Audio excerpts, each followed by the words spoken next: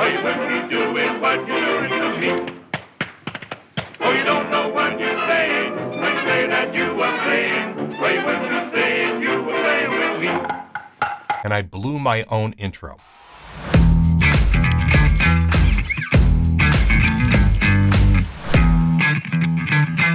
Tin Hut!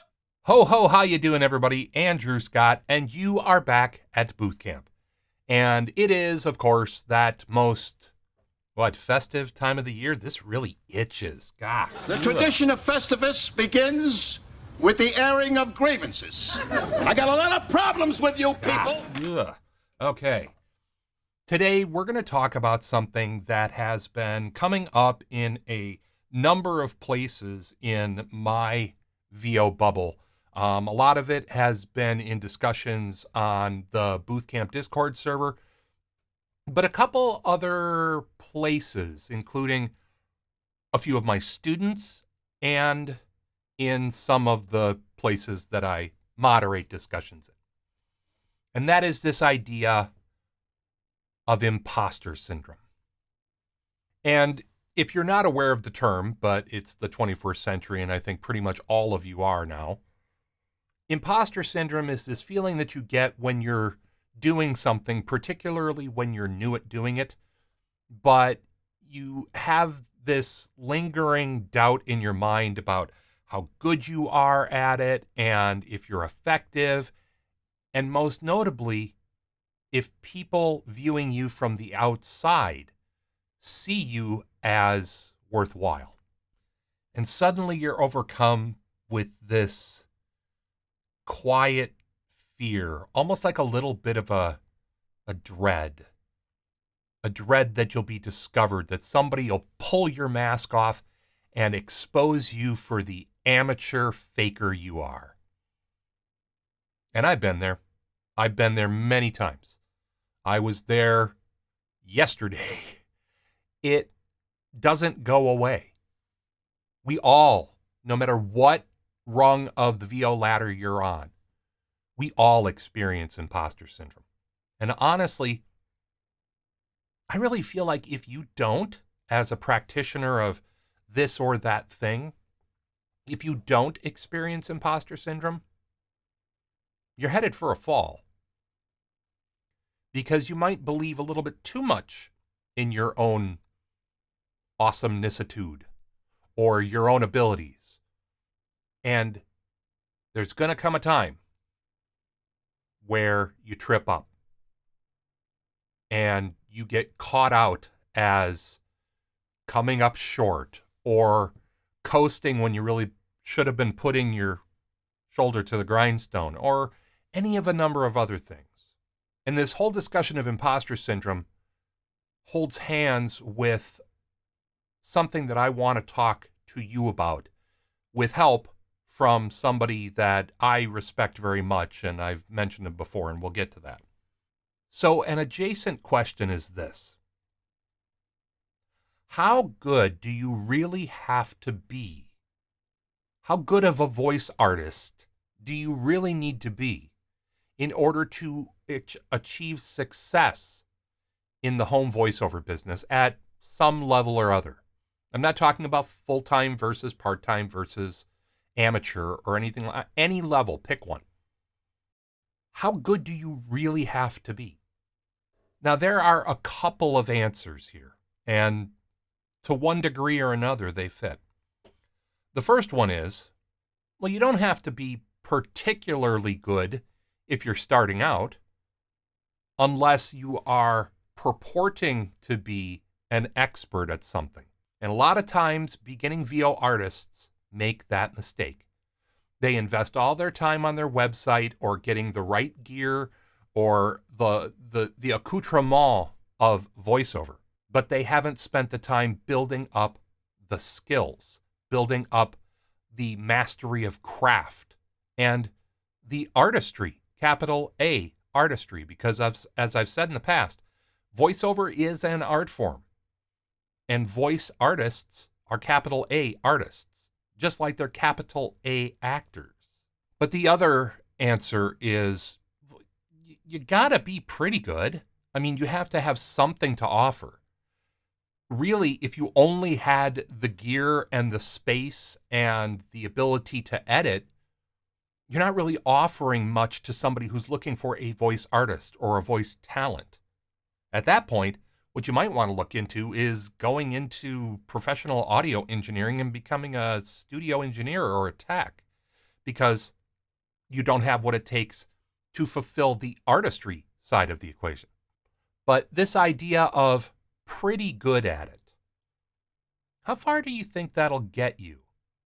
How far do you suspect that being merely decent, or maybe a step above merely decent, pretty good, how far do you think pretty good can get you? Well, I'll say this of myself.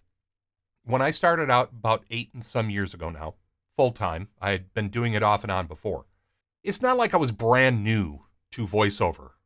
I wasn't brand new to talking. I wasn't brand new to microphones. I wasn't even brand new to audio mixing and engineering. I did all those things to one degree or another in one of my many past lives. No counting the Buddha, right? But I had some idea of what it took to take a script, do a read, record it, mix it, edit it, and get it out to a client. And I mean, that's obviously important. That's easily half of what we do. But truth is, I had virtually no idea what I was doing. I had no idea what I was getting myself into. I thought this was going to be easy. I work from home.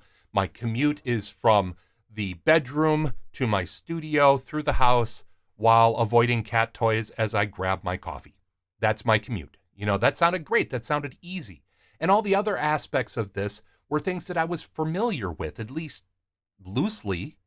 And I felt that I could master these things in a quick enough fashion that I would be able to pretty quickly be a valid member of the voiceover community. And in truth, I did. I did do pretty much that. But the imposter syndrome started on really quickly, like my second project quickly. This horrendous audiobook project that I got myself into and was in so over my head. Learn as you go. This was learn to swim or die. I mean, seriously, if I would have screwed that project up any more than I did, it really would have just shot a hole right in the bottom of my VO boat. And I don't know that I would have recovered the way I did. And was I even very good at that project? 8 years on, now I listen to it and it's nothing but a cringe fest. But that's due to all the other things that I practiced and mastered and learned along the way. So that circles back to this question. Was I good enough? Was I good enough then? Well, no matter what my internal critic said, the client, the suffering client whom I made suffer with all my delays, thought that I was still good enough. They could have demanded their money back, but they didn't, and they deployed it. And not only did they deploy it, a year and a half later, they came back and had me do the entire thing again because it was a book and they had a second edition. And I did that edition too. Went much more smoothly. So again, how good do you have to be to start earning? How good do you have to be to start getting gigs, getting callbacks, getting those emails coming back in saying, hey, we'd like to talk to you about this role or this gig? How good do you really have to be? Okay, so a lot of you know this about me. One of my spirit animals is Adam Savage. And by the way, if you haven't already and you enjoy watching people build things and watching the creative process, or maybe even just enjoyed watching Mythbusters, go subscribe to Tested down below. I'll put a link down there. But Adam really sums this up well, and I'll let him take it from here. It's not binary whether you are your authentic self or not, depending upon your mood or what you're outputting to a camera or to an audience. It's not binary at all. It is a bandwidth, right?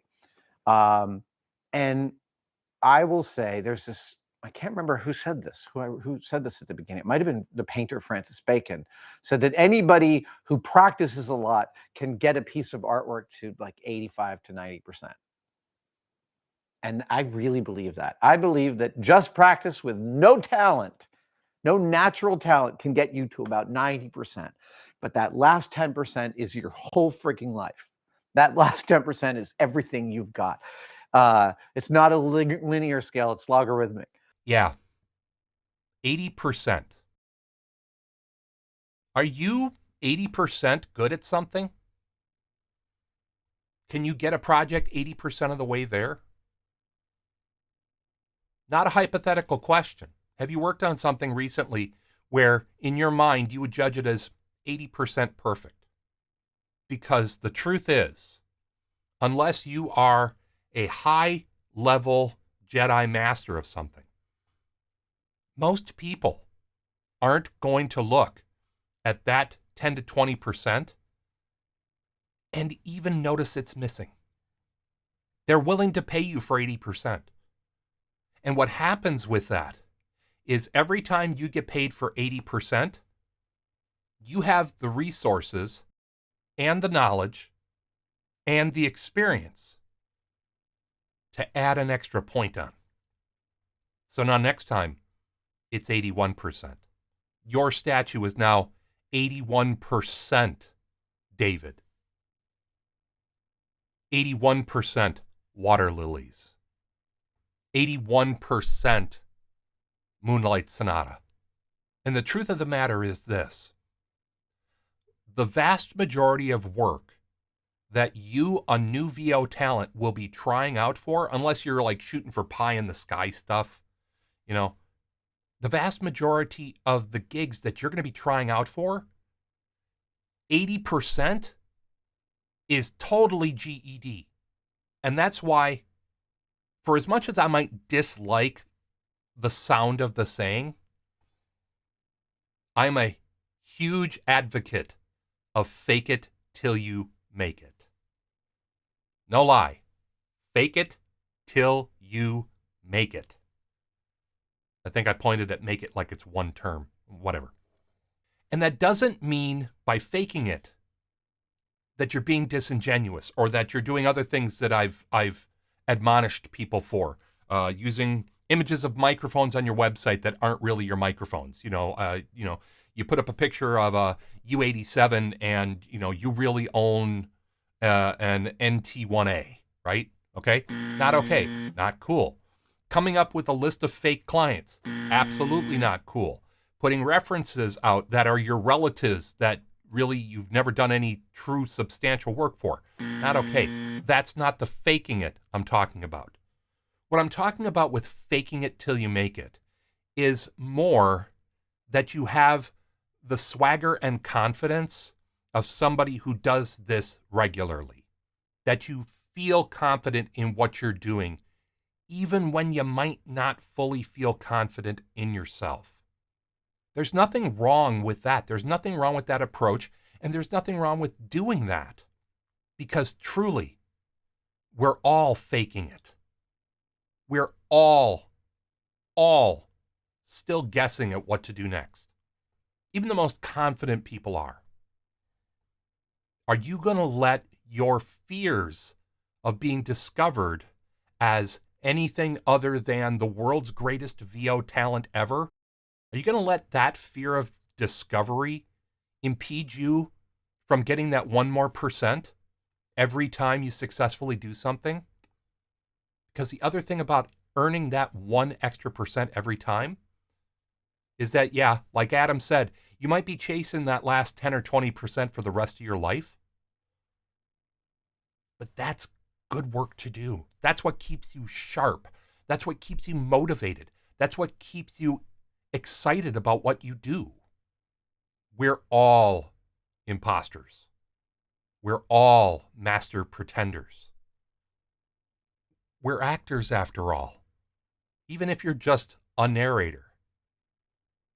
There is no such thing as a born narrator. We're all learning. We're all practicing. We're all faking it till we make it. But every time you do that thing and you get that 1%, even a 0.5%, those add up until that 10 to 20% starts shrinking down because your skill level and your artistry is growing. That's worth doing. That is the way to tell that voice in your head that says, you have no idea what you're doing, do you? Hey, voice. Yes, I do. Yes, I do. It is the crazy time of year. If you haven't already, head over to the Booth Stuff store. You're probably going to be late for getting something shipped for Christmas, but I don't know. Get somebody a New Year's present. Get the voiceover talent in your life something that says to them, hey, you know what? What you're doing is a little wacky, but I believe in you. Because truth is, I believe in you guys. Have a great holiday. And until next time, everybody, this is Andrew Scott, and you've been at Booth Camp. See you later, everybody. Ho, ho, ho. Bye-bye. George, you're forgetting how much Festivus has meant to us all. I brought one of the cassette tapes. Read that poem. I can't read it. I need my glasses. You don't need glasses, you're just weak. You're weak. Seriously, thing in my mouth. Out, damn it, thing.